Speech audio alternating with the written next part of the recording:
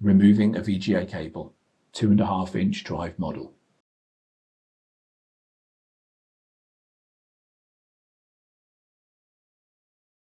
The procedures for VGA cable replacement are identical for the ThinkSystem SR250 V3 and SR250. An SR250 is used here as a demonstration. Remove the top cover.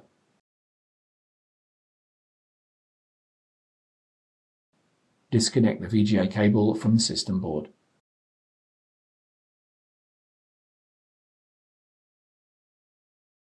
Remove the 2 screws that secure the VGA connector and then pull the connector out of the front I/O assembly.